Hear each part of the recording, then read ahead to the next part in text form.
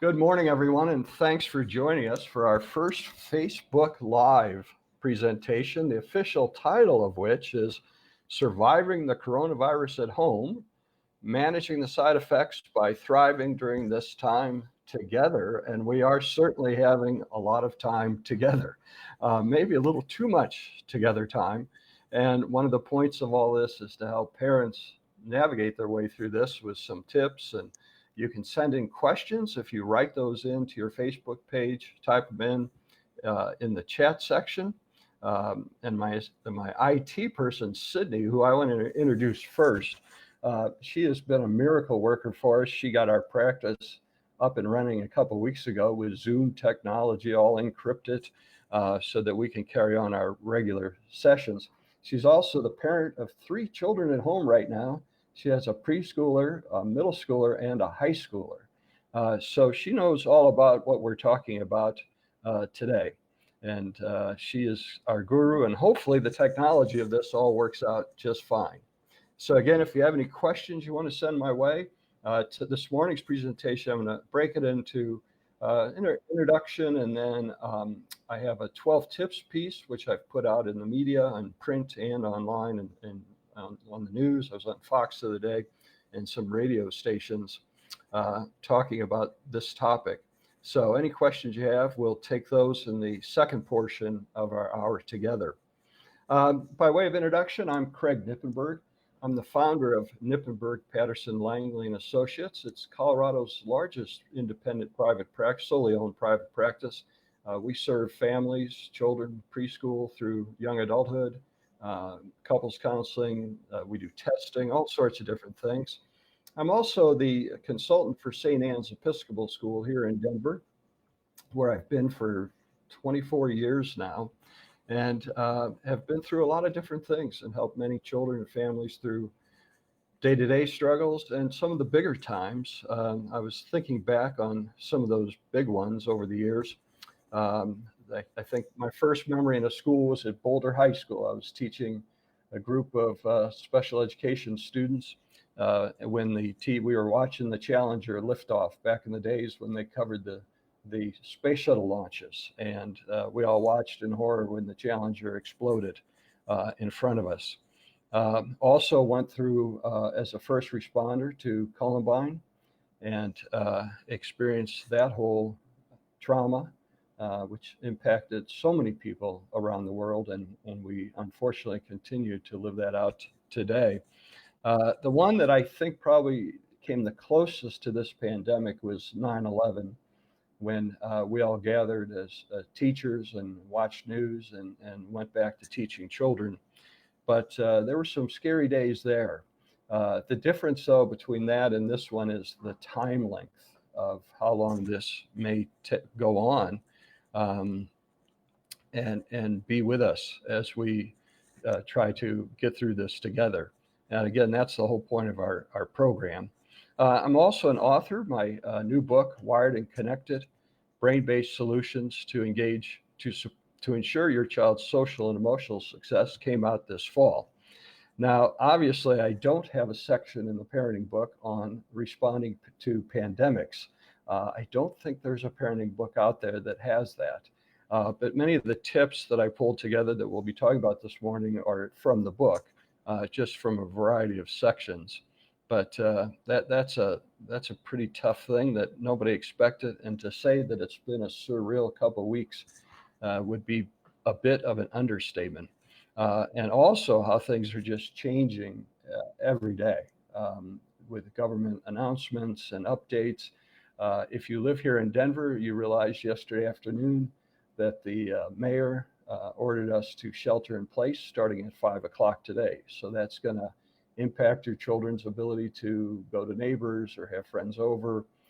We are on total shutdown here, as are New York, California, and Washington. So I'm guessing other states, other cities, other counties will be enacting such laws. One kind of unique commentary on our society, a friend of mine owns a nearby liquor store, and as soon as that announcement came out, his store was flooded with customers, and he sold out of everything on the shelves. 2 hours later, our mayor decided that wasn't probably the brightest move and rescinded that due to the flow of people out shopping for adult products. Also, I just want to announce that we will be doing this for sure every Tuesday morning from 9:30 to 10:30 Mountain Standard Time. We'll also do an occasional Thursday program. We have this one week that I'll tell you about at the end that I'm very excited about. And I'll have myself and other professionals, mental health professionals on for different episodes. And we hope to be here with you throughout this process. And hopefully it will be shorter than we're all anticipating or thinking about. To start us off, before I get to our 12 tips, a couple thoughts. First, I wanted to start with a positive reflection, and maintaining some positivity through this is going to be the key. And sometimes that means you just have to create some space for yourself to be silent, and for your kids to do this too, and just observe the beauty that's around them. Yesterday, our oldest daughter is a healthcare nurse in a rehab facility. So she's working long hours as they're pushing people from hospitals to free up hospital beds into rehab centers. And her two children are over at our house. We have a granddaughter, Shayna, who's 4.5, and Hudson, who's about 6 months old now. And we just had the most delightful time together, having breakfast, and Hudson just sitting in his high chair, smiling and talking to us for hours on end. And our little granddaughter outside with my daughter. I have a 14-year-old daughter who's at home with us, as well as we have an older son who's 43 and a son who's 26. But just watching her twirl in the yard and run around like nothing was going on. In her mind, she's still playing, she's still here, she's still having a great time. And none of this is impacting her day-to-day just enjoyment and zest for living. So you really have to take those moments to see what's beautiful around you and appreciate that and reflect upon it and write about it. I've been collecting for 30 years now. I've been collecting things of beauty and writing them down that just really make me cry. Things that mostly involving children, because that's where most of my life is. But I hope you can take some time to do that throughout this stressful time. Excuse me. Getting to the 12 tips, in the article that I sent out a week and a half ago, I quoted our 14-year-old daughter, who about 2.5 weeks ago had a predictive statement when she said they were talking about lockdowns for families, and we didn't think that would be happening, of course. But she said, "Oh, the last thing I want to do is be locked down with the two of you for 2 weeks." And both my wife and I looked at her with an assuring nod, saying, "Yeah, we aren't looking forward to that either." But so far, so good. She's had homework to do, so she's held up in her room as a 14-year-olds like to do, doing her homework and emailing her friends and checking out YouTube. And we do try to have some family structure that I'll be talking about in a second. Secondly, I want to talk about parental consistency. So every parenting book you'll ever read tells you that parents have to be consistent. That's the number one thing. And there is real research on that. When they studies years ago, looked at behavior problems with kids. And what they found was the number one cause overall of behavior problems is parental inconsistency. So we know kids need structure and they need consistent rules applied in a consistent fashion. Now, that's a pretty high bar. So when I'm talking to families and speaking to all families and audiences and in my lectures, I like to say that you just need to be consistent 80% of the time. 80% of the time is just fine. That's a B. You just need to get a B. You don't need 90%. And if you're over 90%, you're probably going to just drive your kids off the edge as they feel like they're locked down, sort of like the Sound of Music when the dad is blowing the whistle and the kids are introducing their names to the nannies. We don't need that. 80% is good enough. Now, in times like this, we're talking about survival parenting. We're just trying to get through this and do the best job you can. So if you can hit 60 to 65% of consistency during this time, you're doing a great job. That's all you need. If you have preschoolers, if you've got an infant and preschoolers, you're just shooting for 51%. You don't have to be very high. You just 1% over half. That's all you need. Um, their preschool is a tough age.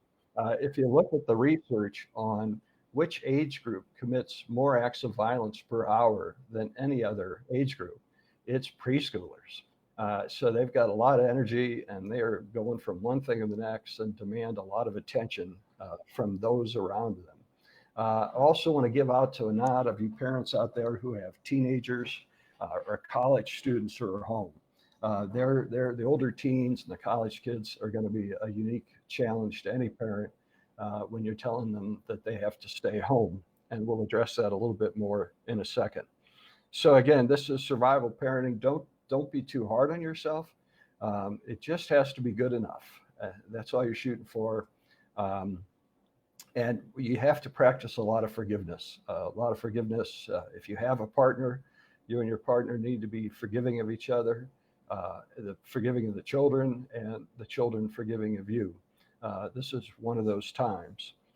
It's just to sit back, do your best. Now, in that regards, for the 12 tips, I'll just kind of read through these as we go along. The first one is to have some sort of structure or routine for your kids. Now, us adults, we like structure. It helps us be productive. We get more done when we know what our day is, the time frames we have to do things, times when we can be interrupted, not interrupted, or times when we can be interrupted. Structure helps us produce, to be productive. While we like it, children really need structure. If you go into any classroom in this country, you see the long chart. The teachers have a chart always there on the wall of what the day-to-day activities. At my school at St. Anne's, every day the teacher writes down all the different activities on the whiteboard for the children to see. They know exactly what specials they have. They know when I'm coming in to teach in their class. They know when they're going to recess and PE. They need that structure and they know the times they're doing it. So one of the most effective things you can do is sit down as a family, if you haven't already, and just devise a chart. And I'm going to show you one that a friend of mine posted on Instagram recently. He has a middle schooler and a high schooler. He's a single parent. And his daughter decorated. I'm going to hold this up, and hopefully you can see it. I don't know, Sydney can give me a nod if she thinks it's visible. Nah, she says it's not. Hopefully you can see a little bit of the decorations on it that his daughter did. It's got flowers. It has a picture of their minivan with their surfboards on top, or what paddle boards, I guess they are. And then I'm going to read to you some of their blockout times. Now, again, his kids are older, so they start with 9 a.m., everyone in the kitchen for breakfast. That's going to be earlier for you with younger children. 9:20 to 10:30 is free time for the kids. That's when dad can get some work done. 10:30 is family workout. 11 for an hour. From 11:30 to 12:30 is free time for the kids, free time for dad. 12:30 is lunch. 1 to 1:30 is independent reading time.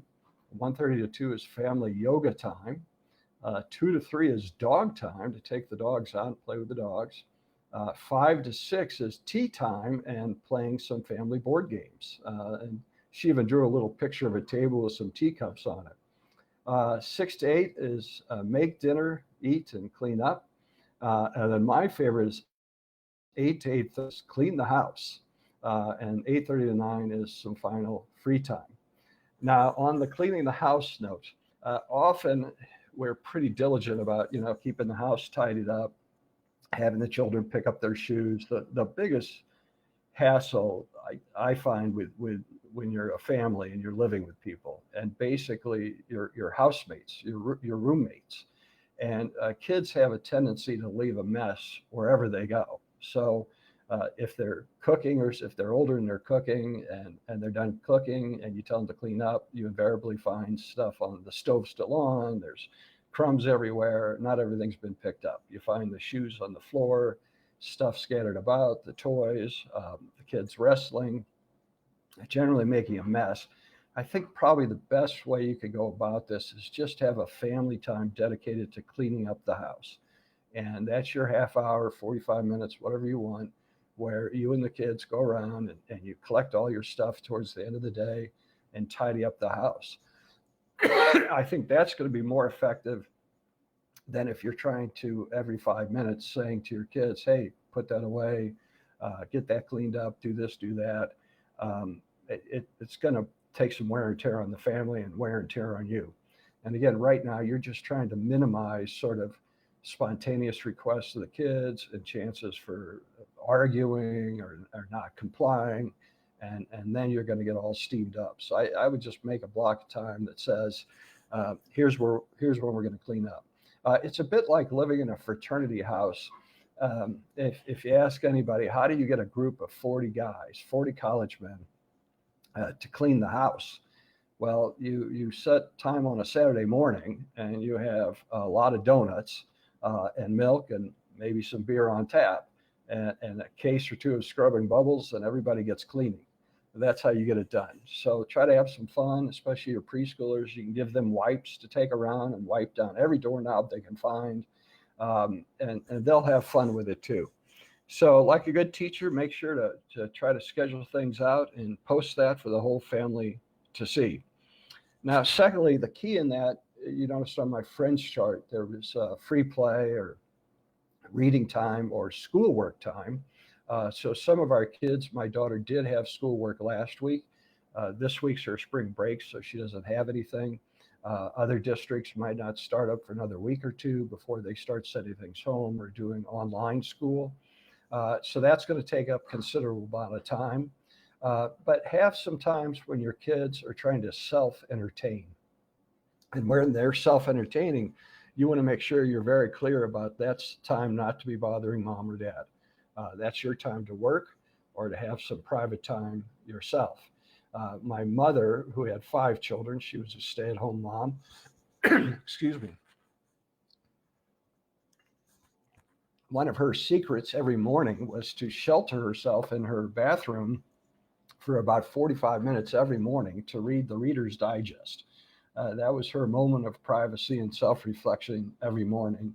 And us 5 kids knew that if we went knocking on the door, we'd be having consequences for that. So make sure that you've got time carved out for yourself during the day. And again, this is going to vary with the age of your kids, with your infant, your preschooler. But with your older kids who are in elementary school, they need to understand this is time to entertain themselves and not be bothering you constantly. Then you can have time to get your work done, whether that's in the house or for the office. I would also create spaces for yourself. My wife, the first order she issued was that no one's allowed in the kitchen before 8 a.m. Now, I'm allowed to come in and get my coffee and my newspaper, but then I scurry back to the bedroom where I enjoy my 2 newspapers every morning. I check my Instagram, drink my coffee.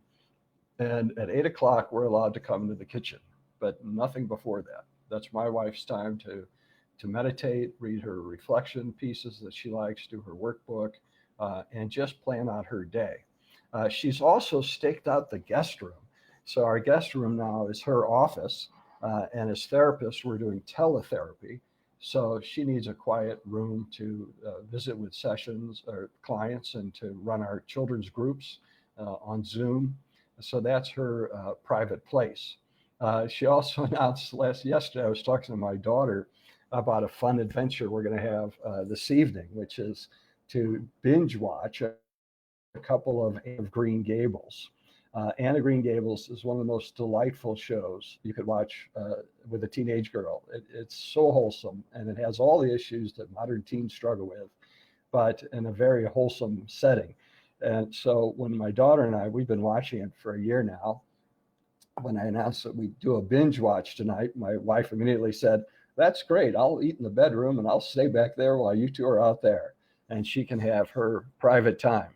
So anything you can do to carve that out for your self-reflection, for your prayer time, Your exercise time, making sure to keep up with your exercise regime.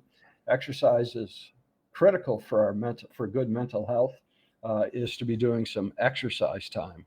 I myself really enjoy the Wim Hof. It's Wim, W-I-M, Hof, Hoff. He has an app called WHM, which is the Wim Hof method. But Wim Hof has a breath protocol, and I've been doing the breath work for about 4 years now. And so twice a day, I lay down in my bed and do 20 minutes of breath work. And it really helps me feel energized and revitalized. And it's just a moment of respite to not think about anything else other than my breath.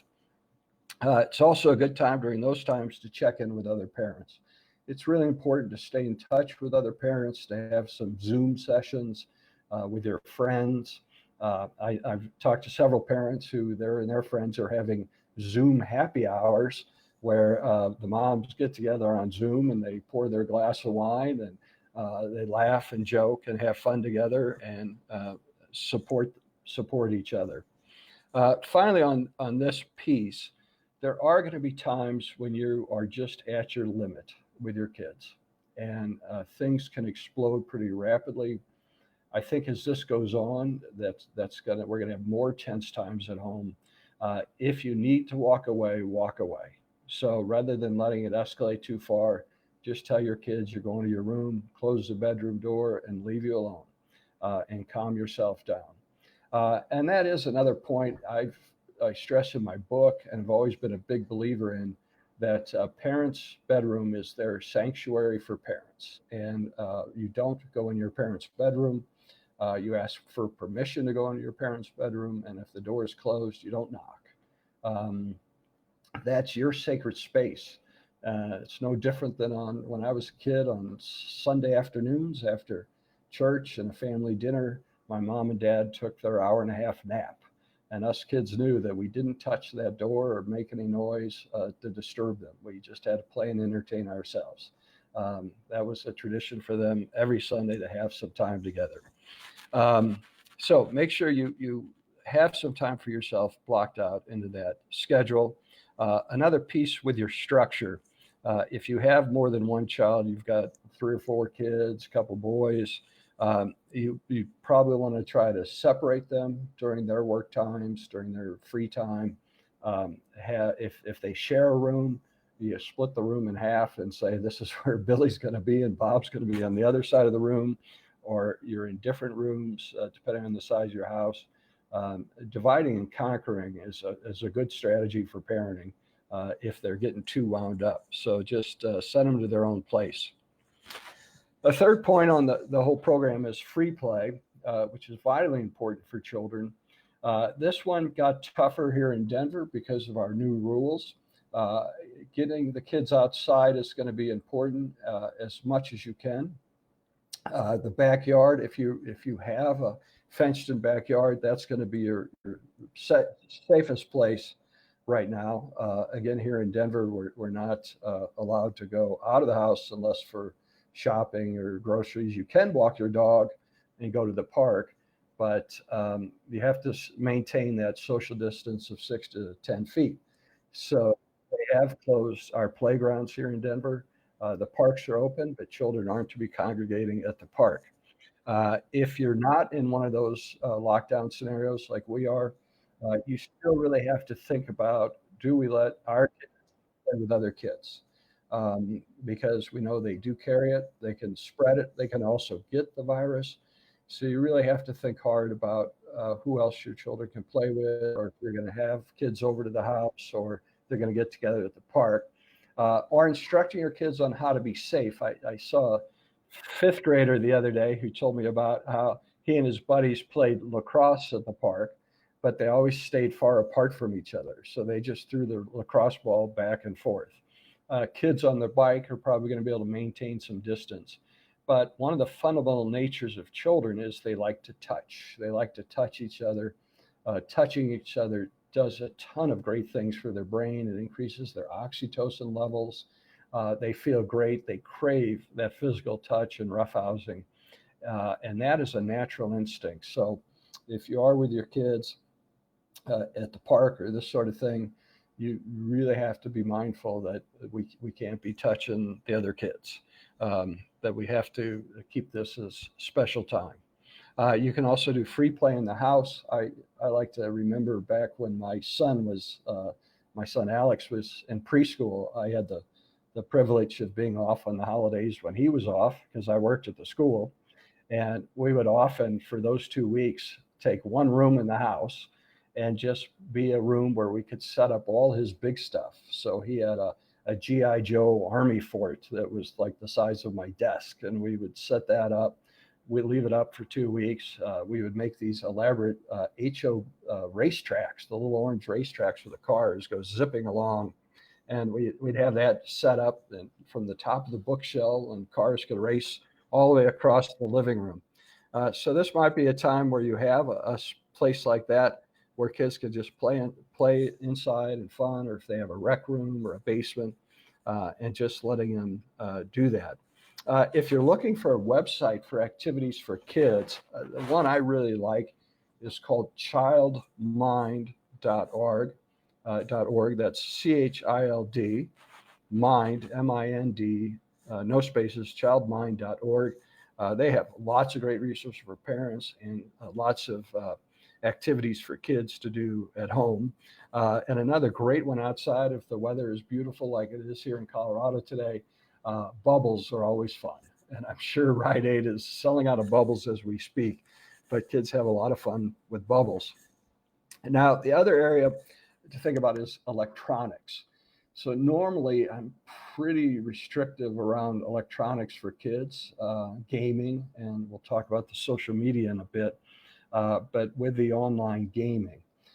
So typically, if you allow gaming during the week, I recommend you keep it to a half hour, 40 minutes a day for during the week, after schoolwork's done or chores are done. But that's about the limit. And then I recommend maybe 2 blocks on the weekends. This is a different time though, so you are going to have to free the kids up. For many kids, this is going to be their only social opportunity, is to be gaming with their friends, talking with their friends online. I always encourage students to only play with people they know, not to go on the public mode where they could be exposed to predators, child predators. They are on online gaming now. So you still want to have those restrictions, but you're going to have to loosen that up more. Again, I would try to do it in blocks, so that your child isn't just on the game for hours on end. So with the design of the blocks, you're going to have some independent reading time or schoolwork time or chore time before you get to do the gaming. But they're going to need more than they usually do, and that's going to be helpful for them to stay in touch with their friends and socialize.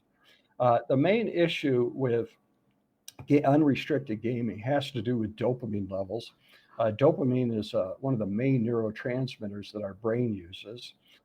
It flows through the pleasure area of the brain first. And so when we experience something pleasurable, our dopamine levels go up.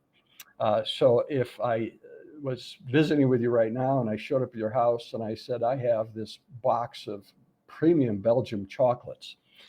If you're a chocolate person, your dopamine levels will immediately go up and you'll be excited about the opportunity to have one of those chocolates.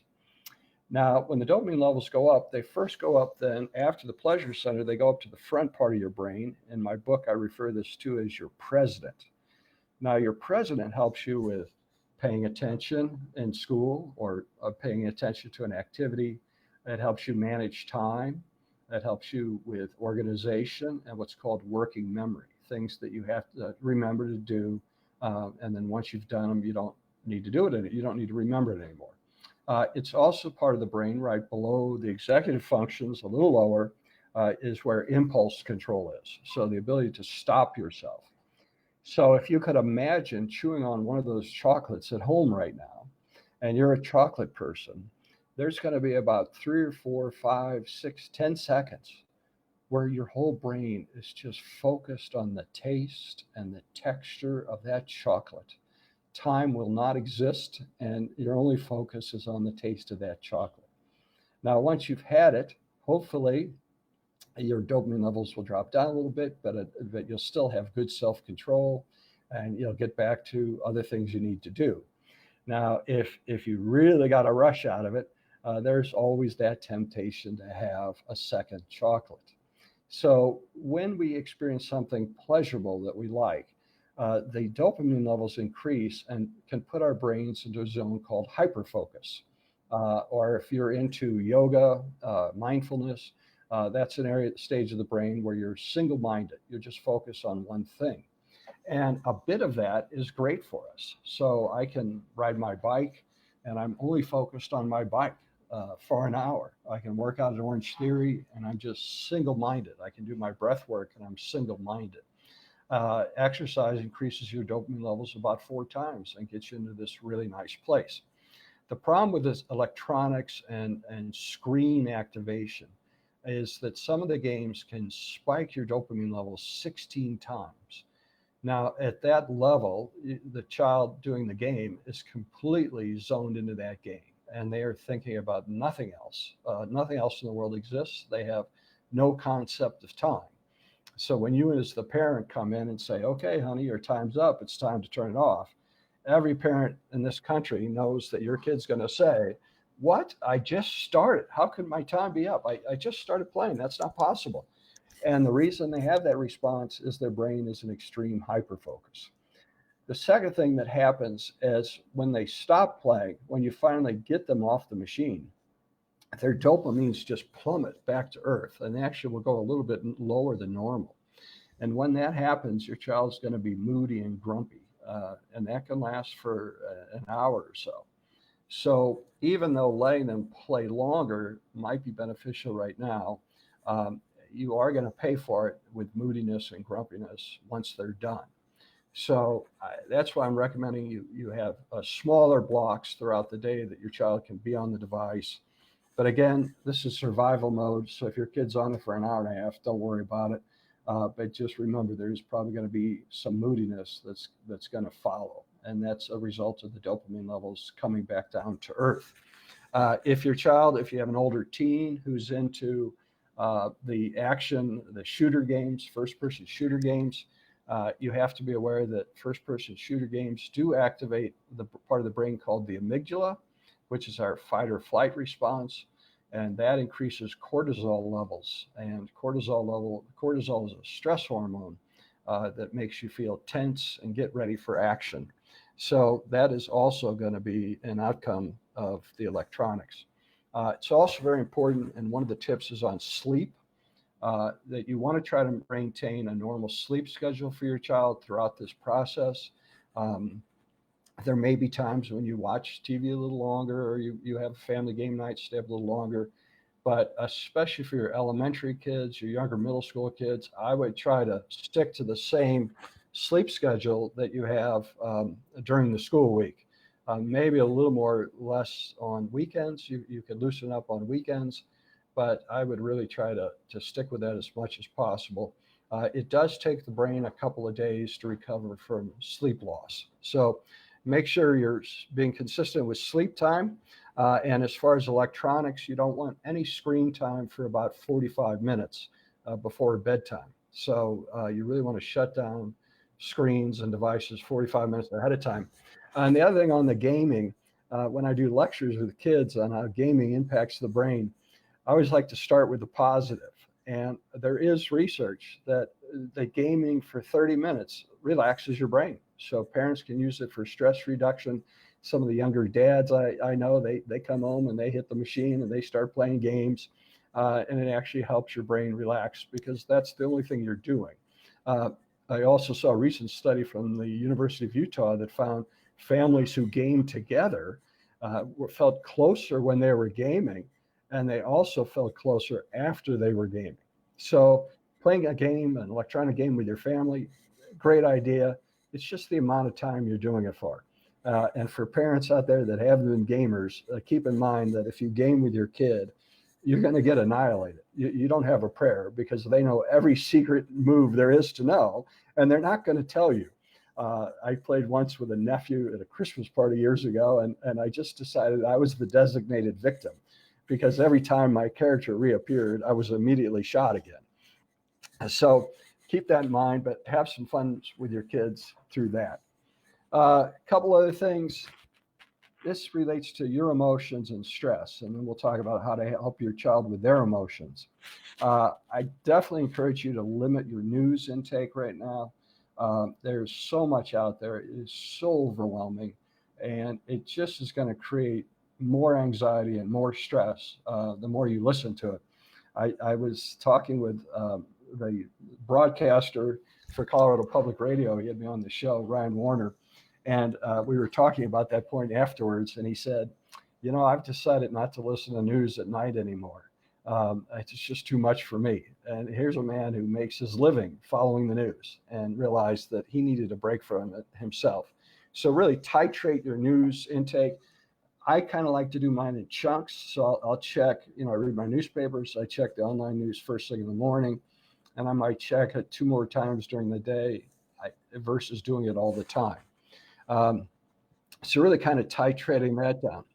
Now, in terms of helping your kids with their emotions, you really want to start with yourself first. So you want to sort of try to present as a blank slate as much as possible when you talk to your kids about their emotions. But that means having time with your partner or your friends on Zoom to address how you're feeling, how you're coping, having your reflection time to get a sense and get your emotions in check.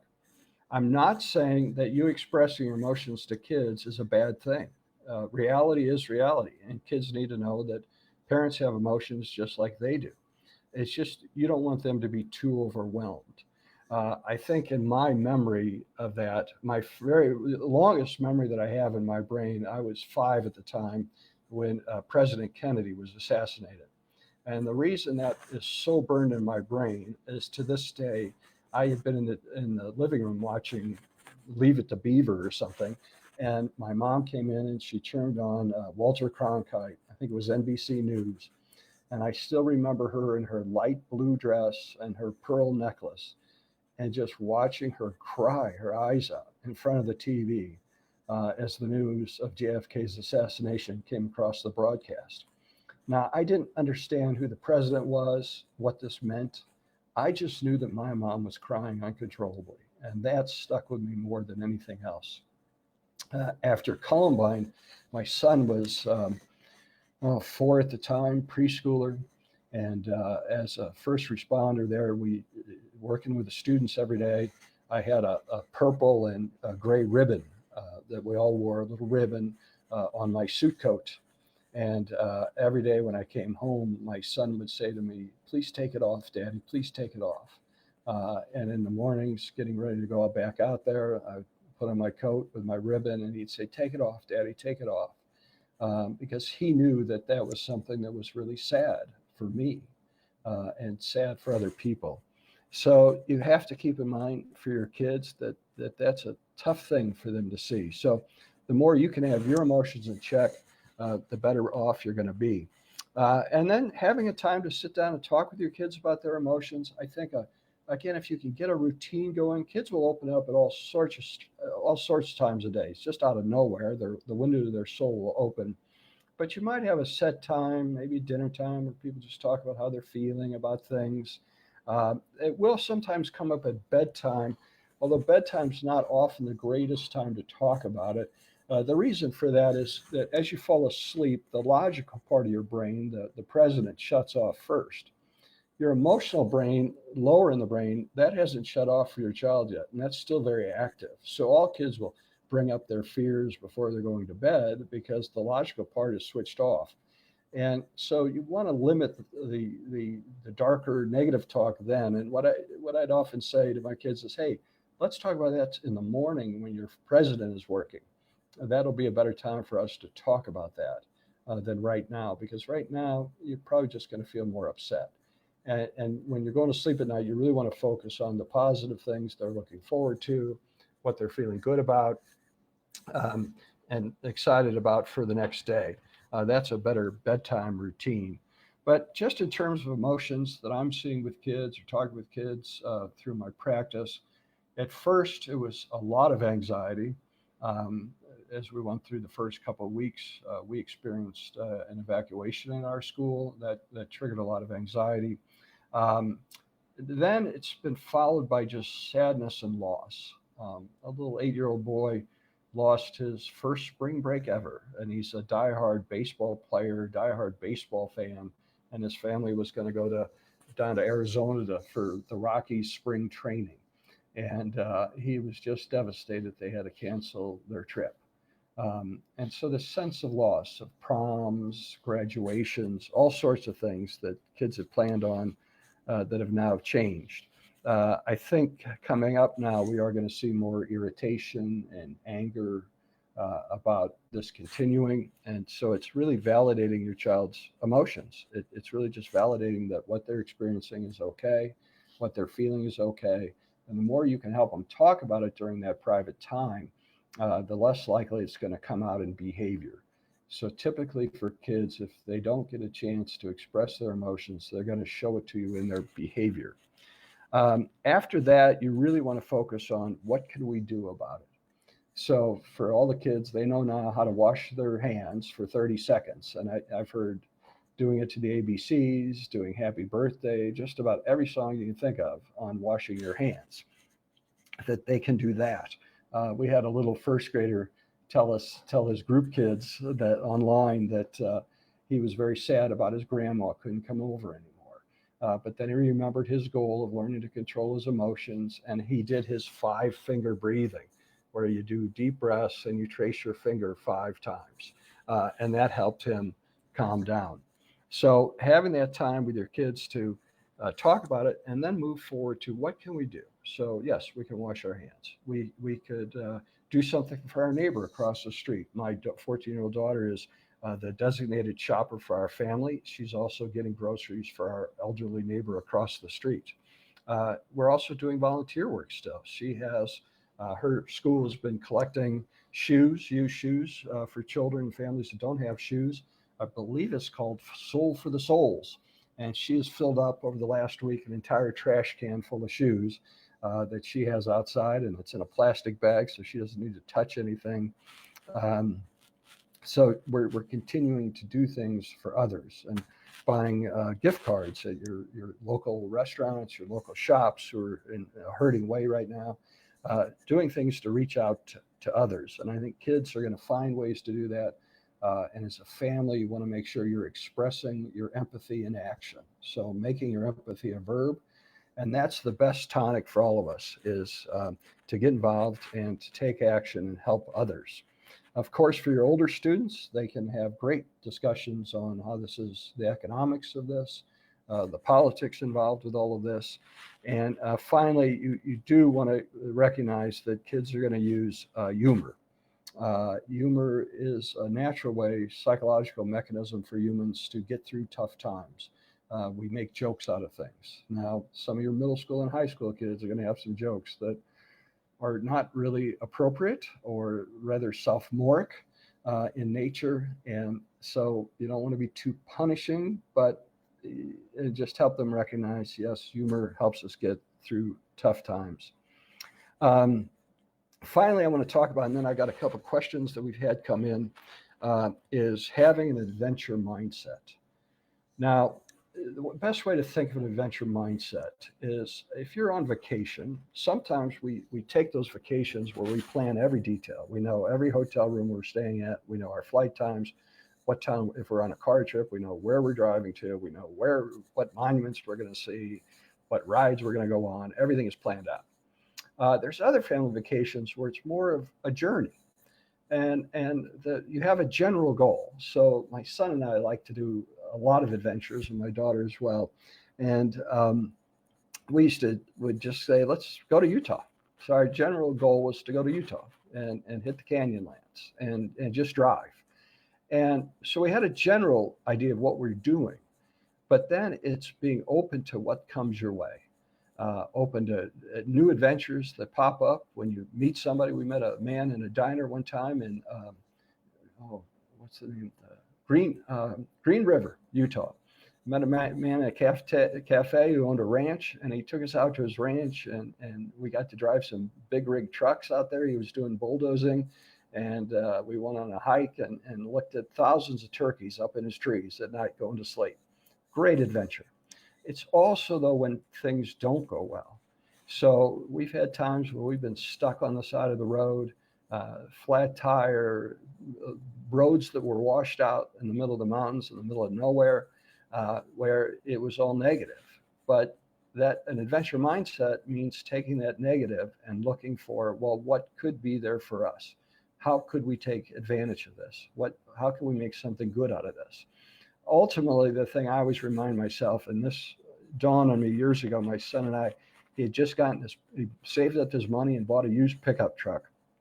And we were going to the DMV to get his license plates at rush hour on a Friday. And the first DMV place we went to said, no, we needed to go another one all the way across town. And we're stuck in traffic for hours. And I was getting so frustrated. I don't like traffic, never have. I was getting incredibly frustrated. And then it dawned on me that here I had 2 hours just to be with my son in his pickup truck, listening to country music and stuck in traffic. And the moment that dawned on me, it completely changed my perspective. And that's one of my fondest memories today, was being stuck in traffic with him.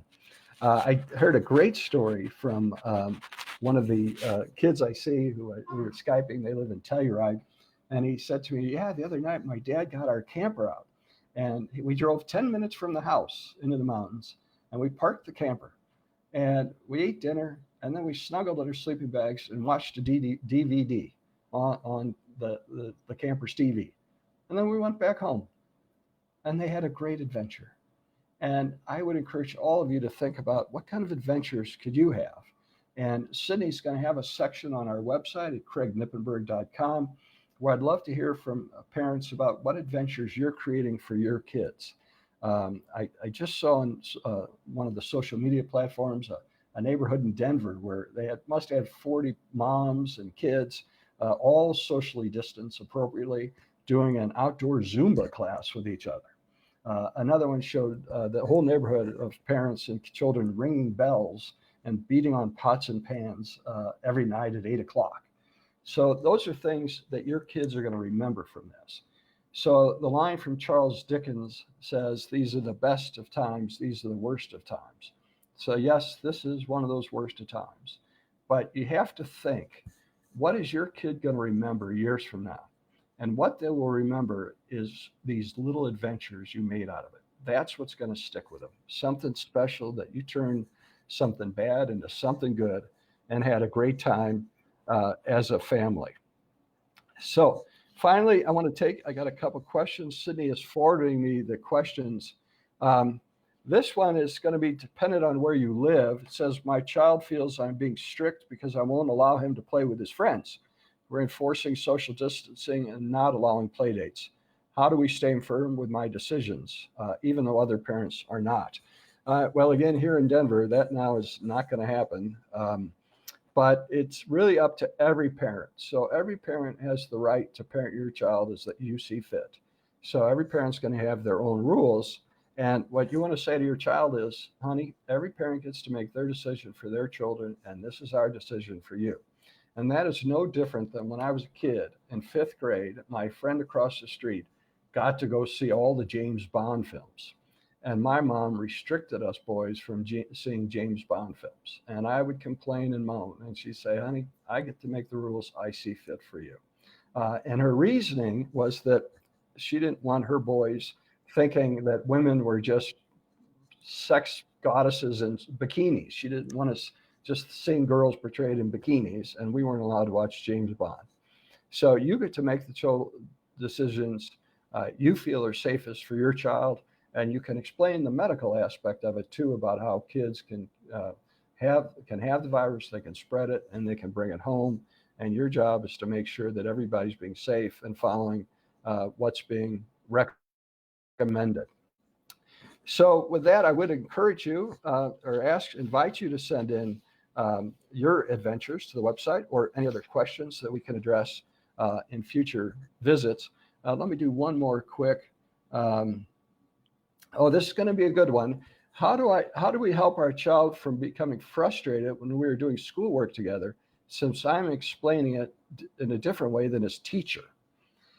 Well, that happens to all parents all the time because you went to school 30 or 40 years ago, and the way they teach all sorts of subjects is different now. And so I think in that situation, you're just going to want to walk away and just say, okay, why don't you email your teacher? So you're not a teacher. If you were, you would have those answers, but most parents aren't. And when you're teaching your own child, that's totally different than other children. You may just have to say, let's email your teacher, see what they want you to do. Also, don't put too much stress on yourself with the homeschool stuff now. We are going to have, I'm excited, hopefully next week I'll have Angie Rothkamp on. She's a wonderful family therapist. She also has homeschooled her children all the way through high school. So she's got the homeschool thing locked down. I'm going to have her on to talk about managing this homeschool stuff with your kids. But I tell you right up front, don't put too much pressure to make sure it's all done.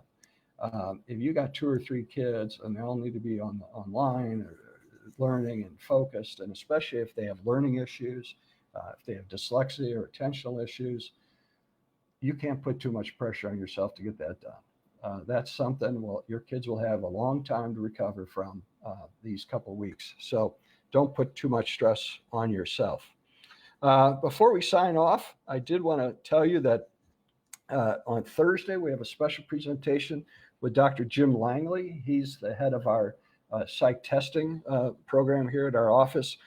Jim has 5 sons, 5, preschool through middle school.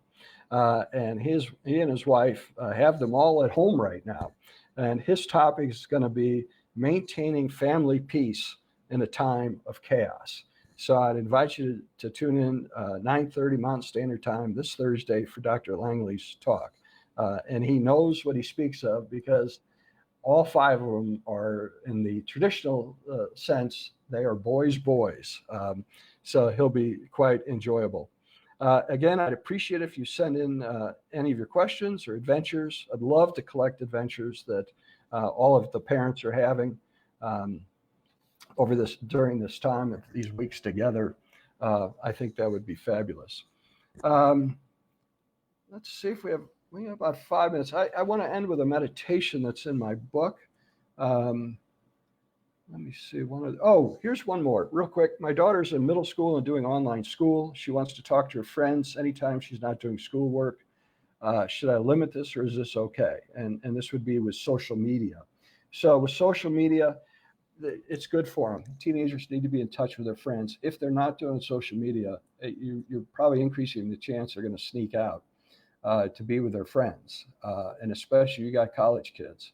They tried to separate Romeo and Juliet, and that didn't work out so well, as we know from the story. So they're going to be pretty obsessed, and the social media does allow them an avenue to connect with their friends in a way that's not unsafe. So again, I would extend your limits to the social media. I would have rules, though. However, we don't have the social media with us at family time, dinner time, not on when you're doing homework. The constant interruptions from social media really affect being able to focus on homework. I have a whole brain lecture on that.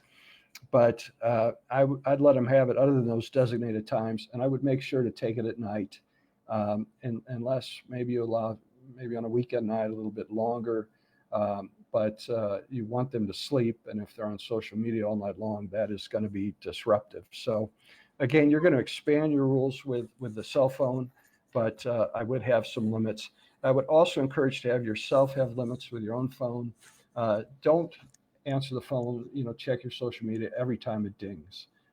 Put it on silent mode, take some breaks, and then check in at your designated free time. That's a good time to check in on your social media or stuff you have to do for work. So I'd like to thank you again for joining in today. I'm going to read a piece. This is in the introduction of my book. I'll just hold it up quick. It was written by a Presbyterian minister, and I got it out of the book. Marion Wright Edelman, one of the world's greatest child advocates, has a book called Guide My Feet. And Guide My Feet is prayers and meditations for children. And this one has really sustained me in my career. I've been through a lot of very difficult situations with families and dealt with some very difficult things. But this is the one that keeps me grounded all the time. So I'd like to end with sharing that with you. And again, thanks for tuning in. And here's the inspiration. When God wants an important thing done in this world, or a wrong righted, he goes about it in a very singular way. He doesn't release thunderbolts or stir up earthquakes. God simply has a tiny baby born, perhaps of a very humble home, perhaps of a very humble mother. And God puts the idea or purpose into the mother's heart. And she puts it in the baby's mind.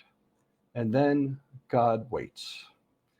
The great events of this world are not battles and elections and earthquakes and thunderbolts, or in this case, pandemics.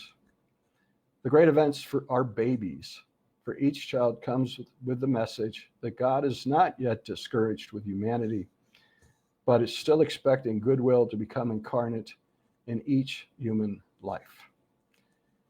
So that's the one that really keeps me going. Is we're here for our kids, and we're creating empathy for them and empathy for them to share with the world, even in the toughest of times, is being together. And again, as my mom always used to say, is never wish a moment away. So even in the hardest times of parenting, the time goes very quick. The older your children get, the quicker it goes. So there will be some tough times coming up, but look for the joyful ones. Find some moments where you can just sit quietly with your kids, maybe have a fire if you have a fireplace, or out in the backyard, toast some s'mores together, make a little adventure out of it, do something you wouldn't normally do, and just etch that time together in your memory, because before you know it, they grow up fast, and then you realize that, whoa, it's already over. So make sure to take this time and just find those moments, and maybe journal them yourself. Have a little journal of moments that you've collected during the coronavirus of 2020, and to hold on to remember from years to come. And we'll look forward to days when we're at family reunions again, or hanging out with friends, and we're talking about the silly, crazy stuff we did during the virus. So with that, again, I'll say thank you very much for tuning in, and please send any questions in for future casts, and would love to hear your adventures and what you're doing to make the most out of this. Thank you very much.